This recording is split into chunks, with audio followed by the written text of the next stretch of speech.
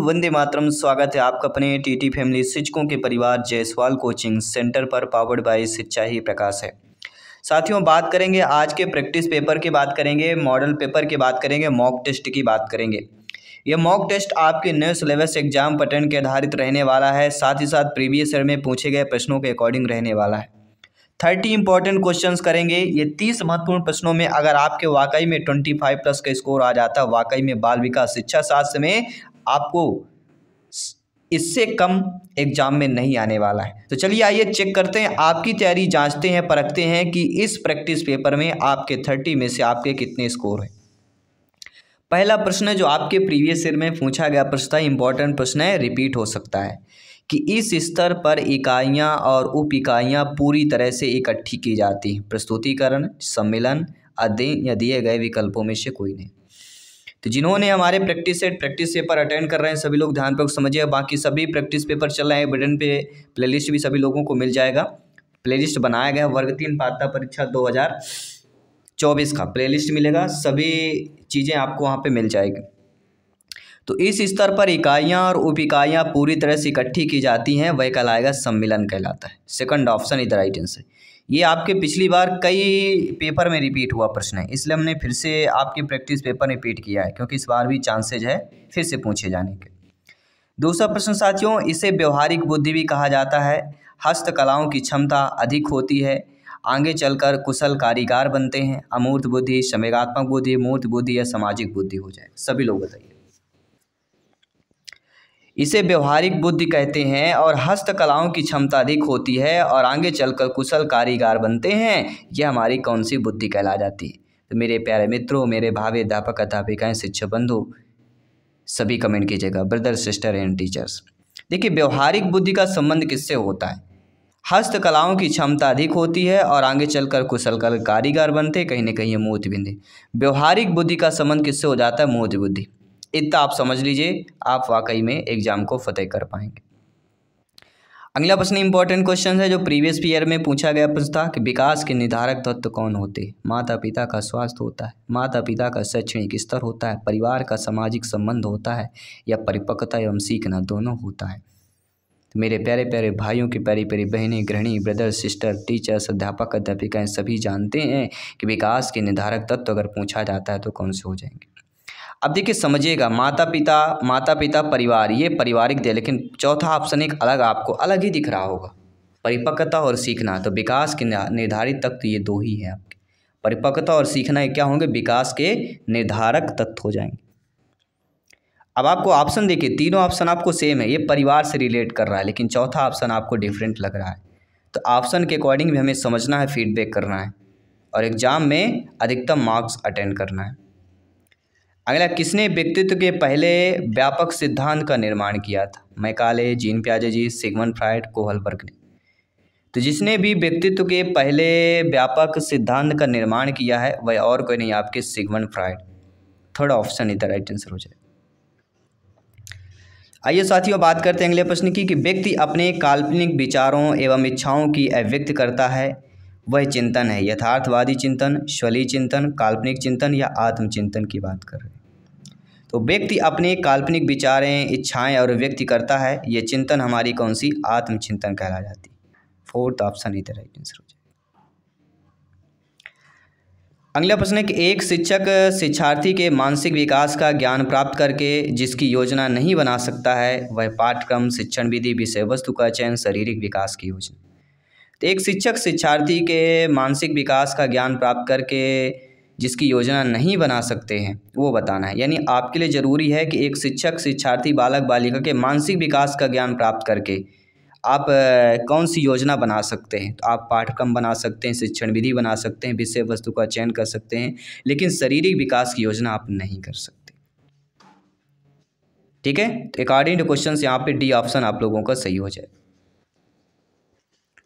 आइए बात करते हैं साथियों अगले प्रश्न की जो प्रीवियस ईयर में पूछा गया प्रश्न था कि मस्तिष्क का 75% विकास किस आयु में होता है? 2 वर्ष, 5 वर्ष, 10 वर्ष या 21 वर्ष की आयु में होता है? तो आप सभी लोग जानते समझते हैं कि 75% मस्तिष्क का विकास किस आयु में हो जाता है? तो लगभग जो बच्चा होता है बाल्यावस्था। ठीक है, तो बाल्यावस्था में लगभग मस्तिष्क का विकास जो है बच्चे का हो जाता है। तो बाल्यावस्था मतलब यहाँ पे कौन सा 5 वर्ष, व्यापम नहीं से 5 वर्ष को सही माना है। पिछले ईयर में आया हुआ प्रश्न था, रिपीट हो सकता है। और आपको बता दूं, बच्चे का मस्तिष्क कभी आपको 50% पूछा जा सकता है, 100% पूछा जाएगा। तो ये बुद्धि से संबंधित चैप्टर हो जाता है, मस्तिष्क का विकास। ठीक है, तो आपको ये नहीं समझना कि सर वो सेम टू सेम क्वेश्चन, उससे रिलेटेड क्वेश्चन आएगा, संख्याएँ बदल दी जा सकती हैं। ठीक है, तो इन चीज़ों को आपको समझना है, और जो इन चीज़ों को समझेगा एग्जाम को अवश्य 101% एग्जाम को फतेह कर पाएगा।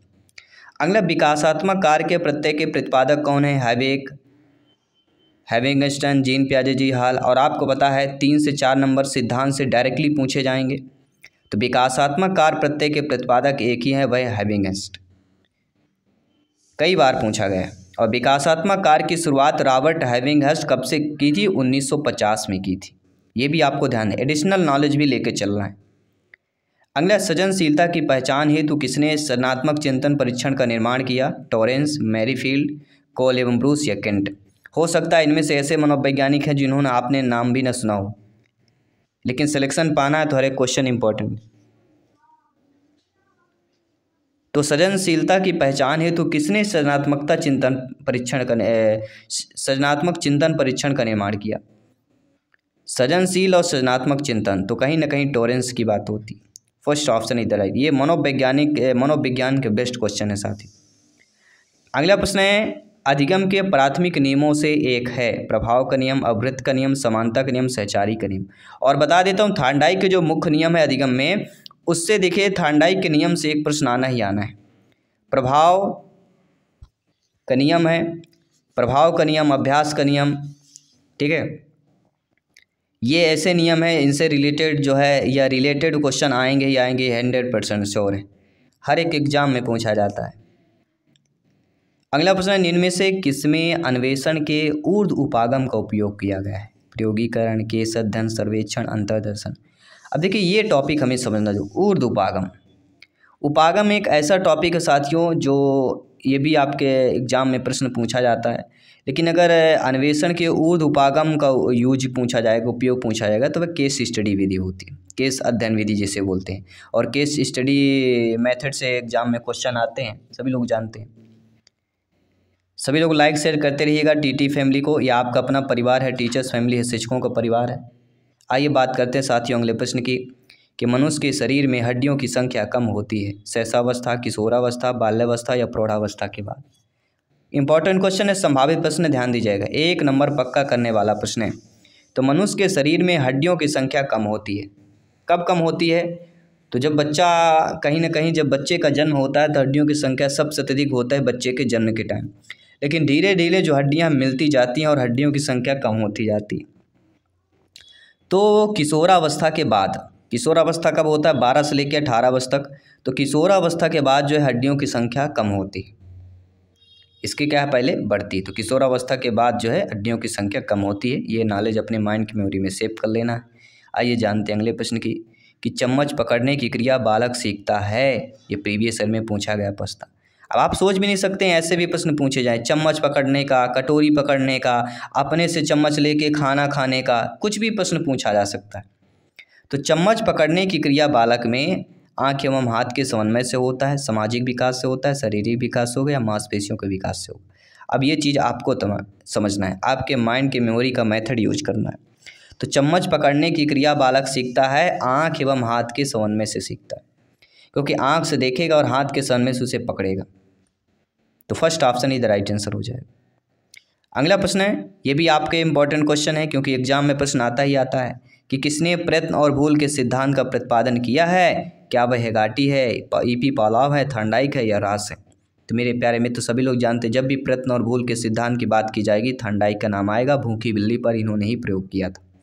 थॉर्नडाइक ने अपने सिद्धांत अधिगम के 3 महत्वपूर्ण नियमों का प्रतिपादन किया, तत्परता, अभ्यास और प्रभाव का नियम। और गौड़ नियम भी इनके हैं, गौड़ नियम आपके हैं, इनसे गौड़ और मुख्य नियम, इनसे रिलेटेड जो है क्वेश्चन एग्जाम में पूछे जाते हैं थॉर्नडाइक के। अगला प्रश्न साथियों की, व्यक्तित्व तो व्यक्ति के अंतर्गत उन मनोशारीरिक गुणों का गतिशील संगठन है जो पर्यावरण में उसके अपूर्व संयोजन को निर्धारित करते हैं। परिभाषा देने वाले आपके फ्रायड हैं, आपके ML1 जी हैं, GW आलपोर्ट जी हैं या JE डेसिल जी। तो शिक्षक बंधु, आप सभी लोग जानते हैं कि व्यक्तित्व तो व्यक्ति के अंतर्गत उन मनोशारीरिक गुणों का गतिशील संगठन है जो पर्यावरण में उनके अपूर्ण संयोजन को निर्धारित करते हैं। परिभाषा देने वाले GW Allport. Third option is the right answer. किसी भी प्रश्न पर डाउट हो बेफिक्र आप लोग कमेंट कर सकते हैं, फीडबैक कर सकते हैं। जायसवाल सर आपके कमेंट का अभिनंदन स्वागत करते हैं, हाथ जोड़कर अभिनंदन करते हैं। साथियों, सीखने में पलायन आधारित होता है, नकारात्मक, सकारात्मक, विलंबित, पुनर्वलन। और बता दूं, नकारात्मक, सकारात्मक ये ऐसे पुनर्वलन है, टॉपिक है जहां से 1 नंबर का प्रश्न आता है। ठीक है, तो सीखने में पलायन अगर हो रहा है तो कहीं ना कहीं वह नकारात्मक पुनर्वलन हो जाएगा। भाई आप कोई चीज़ सिखा रहे हैं और सीखने में पलायन हो रहा है तो नकारात्मक भी कहलाएगा। पलायन मतलब जाना, इधर से उधर चेंज कर देना। अक्सर देखते होंगे जहाँ पर पानी के स्रोत कम होता है तो वहाँ के लोग, वहाँ के गांव के लोग पलायन कर जाते हैं। ठीक है, वही चीज़ आपका पलायन है। भाषा का वह घटक जो ध्वनि की गति के अनुक्रम, संचालन एवं उसकी रचना से संबंधित नियम की चर्चा करता है, उसे क्या कहते हैं? व्याकरण, अर्थविज्ञान, स्वर विज्ञान या इनमें से कोई नहीं। तो साथियों, भाषा का वह घटक जो ध्वनि की गति के अनुक्रम, संचालन और उसकी रचना से संबंधित नियम की चर्चा करता है, उसे ही स्वर विज्ञान कहा जाता है। आइए साथियों, बात करते हैं अगले प्रश्न की कि वुडवर्थ के अनुसार स्मृति का आयाम नहीं है। यानी आपके अकॉर्डिंग पता होना चाहिए कि स्मृति के आयाम क्या क्या होते हैं। पुनः स्मरण होता है, धारणा होती, पहचान होती, लेकिन तर्क करना ये वुडवर्थ के स्मृति का आयाम नहीं होता है। इसलिए अकॉर्डिंग टू क्वेश्चन यहाँ पे डी ऑप्शन हो जाएगा। इसके साथ ही अगला प्रश्न है कि एक दिन भ्रमित किशोर का पथ प्रदर्शन किया जा सकता है उसके अच्छे व्यवहार की प्रशंसा करके, फटकार लगाकर, झिड़क करके, उसके दोषों को उजागर करके या लालच देकर। देखिए, जब आपकी नियुक्त होगी, आप लोग अध्यापक अध्यापिका बनेंगे, शिक्षक बनेंगे, बच्चों को पढ़ाने जाएंगे, तो जब कोई एक बच्चा, बालक बालिका, एक दिक भ्रमित किशोर समझिएगा, यानी किशोर है यानी 12 से लेकर 18 वर्ष तक की अवस्था का एज का बच्चा है, तो एक दिक भ्रमित किशोर का पथ प्रदर्शन किस प्रकार से करेंगे आप लोग? तो कोई भी दिक भ्रमित अगर बच्चा भटक रहा है तो उसके अच्छे व्यवहार की प्रशंसा कीजिए, जिससे बच्चा जो है पथ प्रदर्शन कर सके। क्योंकि हर एक व्यक्ति के 2 पक्ष होते हैं, सकारात्मक और नकारात्मक, पॉजिटिव निगेटिव दोनों टाइप्स होते हैं। हमें क्या है, पॉजिटिव लेना है। अगला प्रश्न है, लक्ष्य निर्देशित व्यवहार में बाधा आना क्या कहलाता है? अभिप्रेरण, संवेग, कुंठा, आक्रामकता होती है। तो लक्ष्य निर्देशित व्यवहार में अगर बाधा आ रही है तो कहीं ना कहीं वह कुंठा कहलाता है। और कुंठा एक ऐसा टॉपिक है कि कुंठा के टॉपिक लेके एक प्रश्न जरूर पूछा जाता है। अगला, किसी व्यक्ति के विकास के संबंध में क्या सही नहीं दिया गया है? कि जन्म से मृत्यु तक जारी रहता है, वृद्धि विकास का एक हिस्सा है, परिवर्तनों को देखा और मापा जा सकता है या उपयुक्त छवि। तो किसी व्यक्ति के विकास के संबंध में कि यह जन्म से मृत्यु तक जारी रहता है, वृद्धि विकास एक हिस्सा होता है, ये दोनों सही है, लेकिन परिवर्तनों को देखा और मापा जा सकता है। तो विकास के संबंध में मापना ये गलत हो जाएगा, क्योंकि विकास को मापा नहीं जा सकता है। ये चीज़ आपको समझिएगा। लंबाई, वृद्धि, भार ये माप सकते हैं, लेकिन विकास को नहीं माप सकते। अगला, आधार आयु निम्न में से किसके मापन से संबंधित होती है? व्यक्तित्व, रुचि, बुद्धि या अवधान। तो सभी लोग जानते हैं आधार आयु किसके मापन से संबंधित होती है? बुद्धि से संबंधित होती है। ठीक है, तो आधार आयु का संबंध बुद्धि से हो जाता है। अगला प्रश्न साथियों कि शिक्षक द्वारा कक्षा में डांट पड़ने पर छात्र यदि घर आकर अपनी छोटी बहन पर गुस्सा इजहार करता है तो इसका उदाहरण क्या होगा? मतलब निशाना किसी पे और किसी पे लग जाना, तीर कमान पे है, निशाना किसी पे लगा रहे हैं और लग किसी और को जाना। यानी शिक्षक द्वारा अगर डांट पड़ रही तो बच्चा क्या करता है, अपनी छोटी बहन है जो उससे नहीं जीत सकती है, उसको गुस्सा का इजहार उसके ऊपर पूरा कर देता है, फोड़ देता है। तो ऐसा कहना कहना विस्थापन हो, यानी अपने गुस्से का क्या किया, विस्थापन कर दिया। निम्न में से कौन सीखने के गेस्टाल्ट सिद्धांत से संबंधित है? Skinner, Pavlov, Thorndike, Kohl. और ये ऐसे मनोवैज्ञानिक चारों हैं, इन चारों से लेके 2 प्रश्न पूछा जाएगा, कोई भी पूछा जा सकता है। चारों मनोवैज्ञानिकों से रिलेटेड दो प्रश्न हर पेपर में पूछे जाएंगे। तो सीखने के गेस्टाल्ट सिद्धांत अगर पूछा जाता है तो कोहलर ही होगा, सभी लोग जानते हैं। तो यहाँ पे 4th ऑप्शन सही हो जाएगा। सभी चीज़ें आपकी समझ में आ रही होंगी। सभी लोग कमेंट करते रहिए, फीडबैक करते रहिए। जिनको भी हमारी टॉपर नोट्स चाहना है तो बहुत कम समय बचा हुआ है बेस्ट तैयारी के लिए। हमारी टॉपर नोट्स प्राप्त करने के लिए 9630689598 इसमें आपको व्हाट्सएप करना है, ठीक है। 9630689598 इसमें व्हाट्सएप मैसेज कर दीजिएगा। टॉपर नोट्स कैसे प्राप्त होगी, किस प्रकार, कितने में प्राप्त होगी, सब कुछ आपको डिटेल वहाँ पे मिल जाएगा। अगला, इरोस शब्द किससे संबंधित होता है? मरण, मूल, प्रवृत्ति से, जीवन से, भय से, प्राक्षिक से। ये वर्ग 2 में MP टेट वर्ग 2 में आया हुआ प्रश्न, ध्यान दीजिएगा। तो इरोस शब्द का संबंध किससे होता है? जीवन की मूल प्रवृत्ति से होता है। Second option is the right answer. अगला प्रश्न है अहम, ईद, ईगो, सुपर ईगो। इससे प्रश्न आता ही आता है, सभी लोग जानते हैं। तो अहम जो निर्देशित होता है वह वास्तविक सिद्धांत द्वारा, सुख के सिद्धांत, आदर्शवादी सिद्धांत या समान सिद्धांत द्वारा होता है। तो अहम जो निर्देशित होता है वह वास्तविकता के सिद्धांत द्वारा होता है। First option is the right answer. अगला है कि क्लिस्टोकाइनिन एक हार्मोन होता है जिसकी सुई यदि दे दी जाए तो उससे प्राणी में क्या होगा? उससे प्राणी में भूख कम हो जाती है। जिसको अत्यधिक भूख लगती है उसको क्लिस्टोकाइनिन एक हार्मोन होता है, उसकी सुई दे दी जाती है, ठीक है। चलिए बात करेंगे अगले प्रश्न की। अगला कि बुद्धि परीक्षण में एक 16 वर्षीय बच्चा 75 अंक प्राप्त करता है, उसकी मानसिक आयु क्या होगी? एक प्रश्न आना ही आना है।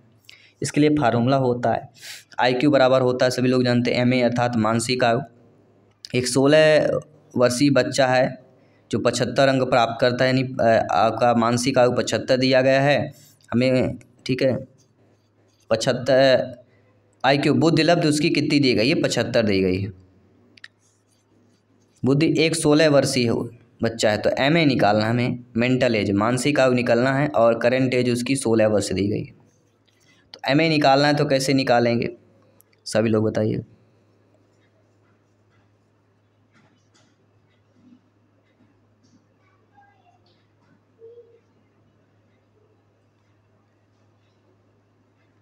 कैसे निकालेंगे? तो 75 गुणे 16 बटे 100 कर लीजिए। 75 गुणे 16 बटे 100, ठीक है। 25 तई 75, 25 चौको 4 एकम 4 चौक 16, 4 तई 12, तो उसकी मानसिक आयु क्या हो जाएगी? 12 वर्ष हो जाएगी, और उसकी वास्तविक आयु 16 वर्ष है, इसीलिए 75 है, क्योंकि वास्तविक 16 है और मानसिक आयु यानी जो दिमाग है 12 वर्ष के बच्चे के बराबर है, इसलिए 12 वर्ष हो जाएगा। तो ये फार्मूला है, जो मानसिक आयु भी निकाल सकते हैं, वास्तविक आयु निकाल सकते हैं, और बुद्धिलब्धता भी निकाल सकते हैं, यानी IQ लेवल। अगला, केंद्रीय तंत्रिका तंत्र में क्या होते हैं? मस्तिष्क, सभी अंग होते हैं, मेरुदंड होता है, मस्तिष्क मेरुदंड दोनों होते हैं। देखिए, केंद्रीय तंत्रिका में सभी अंग नहीं होते, केंद्रीय तंत्रिका में मस्तिष्क और मेरुदंड होता है, इन चीज़ों को समझना है। अगला प्रश्न है मनोग्रस्ती बाध्यता विकृति एक संयोजन है, मनोविच्छेद है, चिंता है, या कार्य प्रारूप विकृति कहला जाती है। तो मनोग्रस्ती बाध्यता जो विकृति होती है वह एक प्रकार की चिंता विकृति होती है। यह कौन सी है? चिंता विकृति हो जाती। अगला प्रश्न है कि सामूहिक अचेतन का संप्रत्यय किसके द्वारा दिया गया है? स्किनर, पावलोव, फ्रायड, युंग द्वारा। सभी लोग बताइएगा। जिनका 25+ का स्कोर आएगा वो अपने आप को क्वालिफाइड समझें, लेकिन मेहनत करेंगे तब भी। ऐसा नहीं कि अब आप अभी से क्वालिफाइड समझिए, मेहनत करना, दुगनी मेहनत करते जाना है। जैसे जैसे नज़दीक आ जाएगा अपने पढ़ने का टाइमिंग बढ़ाते जाइए।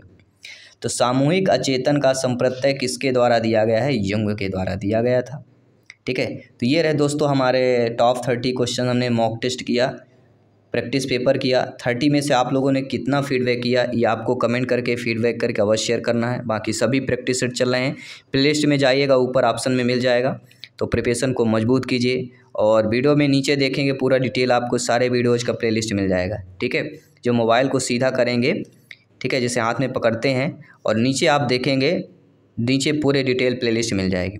तो धन्यवाद सभी का, जय हिंद, और सभी को शुभकामनाएं हैं। अपने त्यौहार मनाइए, और साथ ही साथ पढ़ाई करना मत भूलिएगा, क्योंकि त्यौहार तो हर वर्ष आता है, लेकिन ये मौका जो तैयारी करने का है वह बहुत कम या अनेक वर्षों में आता है, ठीक है। तो त्यौहार के साथ साथ अपने जो लक्ष्य है, अपना टारगेट है, उसको नहीं भूलना है, लगे रहना है, और सफलता अवश्य प्राप्त करना है। जय हिंद, वंदे मातरम।